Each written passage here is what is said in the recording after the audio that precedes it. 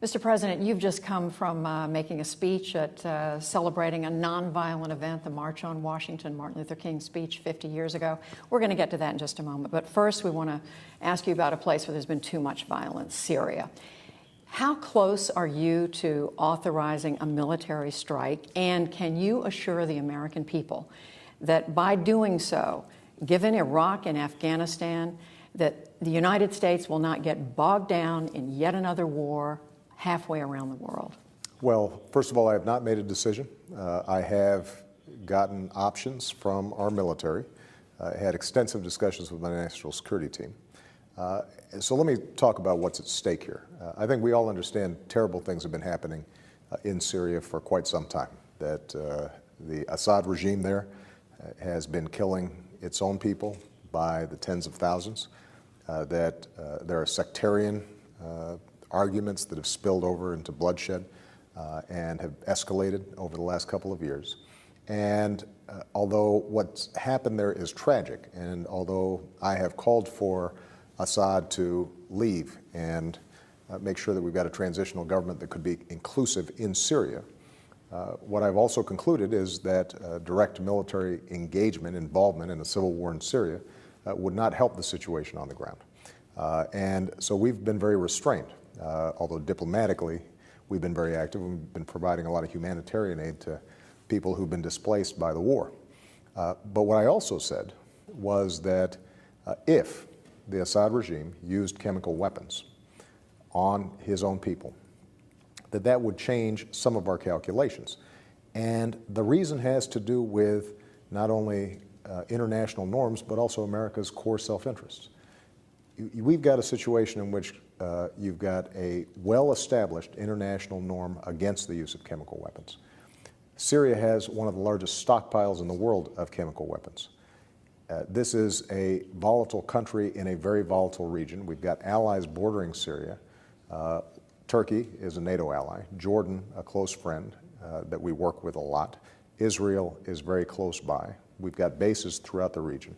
We cannot see a breach of the non-proliferation norm that allows potentially chemical weapons to fall into the hands of all kinds of folks. So what I've said is that we have not yet made a decision, but the international norm against the use of chemical weapons needs to be kept in place, and nobody disputes, or hardly anybody disputes, that chemical weapons were used on a large scale in Syria against civilian populations.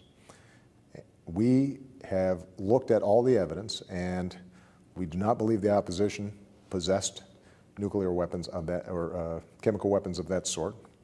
We do not believe that, given the delivery systems using rockets, that the opposition could have carried out these attacks. We have concluded that the Syrian government, in fact, carried these out, and if that's so, then there need to be international consequences. So we are consulting with our allies, we're consulting with the international community, and I have no interest in any kind of open-ended conflict in Syria, but we do have to make sure that when countries break international norms on weapons like chemical weapons that could threaten us, that they are held accountable. But, Mr. President, with all due respect, what does it accomplish? I mean, the signals the American people are getting is that this would be a limited strike over limited duration. If it's not going to do that much harm to the Assad regime, what have you accomplished? What's changed? Again, I have not made a decision, but I think it's important that if, in fact, we make a choice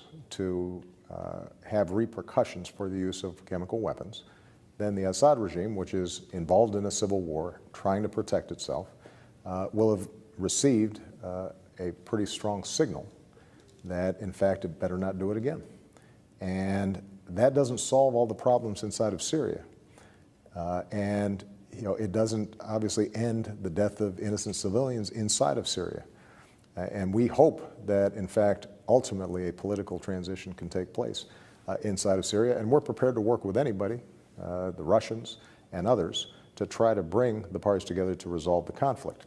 But we want the Assad regime to understand that by using chemical weapons on a large scale against your own people, against women, against infants, against children, that you are not only breaking international norms and standards of decency, but you're also creating a situation where U.S. national interests are affected, and that needs to stop.